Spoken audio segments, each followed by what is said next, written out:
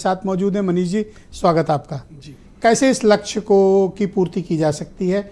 जो प्रोग्राम्स और पॉलिसीज़ हैं क्या वो पर्याप्त हैं, या फिर आप भी ये चाहते हैं कि इसमें संशोधन हो और हम कुछ ज़्यादा एग्रेसिव पॉलिसीज़ और प्रोग्राम्स लाएं ताकि हम इस टारगेट को अचीव करें? देखिए, पॉलिसीज़ और प्रोग्राम्स जो इस समय सरकार के चल रहे हैं वो उस विचारधारा के चलते हुए प्रतीत हो रहे हैं। अगर आप पुराने आंकड़ों को देखें, 1 लाख करोड़ से ज़्यादा का जीएसटी कलेक्शन है पिछले साल का। उत्तर प्रदेश इस समय रेवेन्यू सरप्लस स्टेट है। उत्तर प्रदेश इस समय अर्थव्यवस्था के मामले में भारत में दूसरा सबसे बड़ा राज्य है। अब हम देखते हैं कि इंडस्ट्री कैसे आती है, विकास कैसे होता है। अगर हम इस चीज़ को समझना चाहें, रोड और एक्सप्रेसवेज 50% भारत के इस समय उत्तर प्रदेश में है।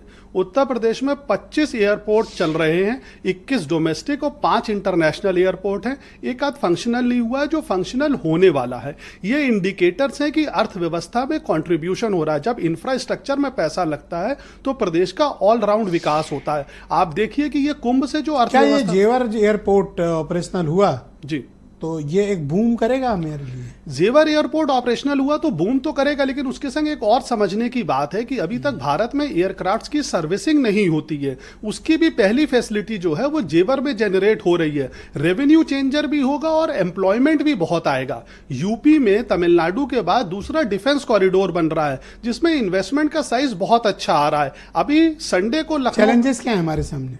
चैलेंजेस ये है कि हमें इंडस्ट्री की हैंड होल्डिंग जो है और अच्छे ढंग से करनी है। हमें इंडस्ट्री को जाने से रोकना है। जैसे नोएडा और गाजियाबाद डेवलप हुआ था, वैसी डेटा सेंटर जो बड़ा रेवेन्यू लाती है, बड़े साइज की इंडस्ट्री है, प्लांट्स 40,000 50,000 करोड़ के लगते हैं। उसका एक छोटा सा प्लांट संडे को अभी इनॉग्रेशन हुआ है लखनऊ में, सिफी का 1,000 करोड़ का इन्वेस्टमेंट आ रहा है सेमीकंडक्टर्स में। इस तरीके की इंडस्ट्री को हमें टैप करके उत्तर प्रदेश में लाना होगा, जिसका वॉल्यूम साइज ज्यादा होगा। लैंडलॉक्ड स्टेट है ना, हमारे पास पोर्ट तो है नहीं। लैंडलॉक स्टेट्स के लिए जो उत्तर प्रदेश कर रहा है, वाराणसी से हल्दिया तक पानी के जहाज से व्यवस्था करी जा रही है लाने और ले जाने की। तो कुछ हो ही नहीं रहा इतने टाइम से।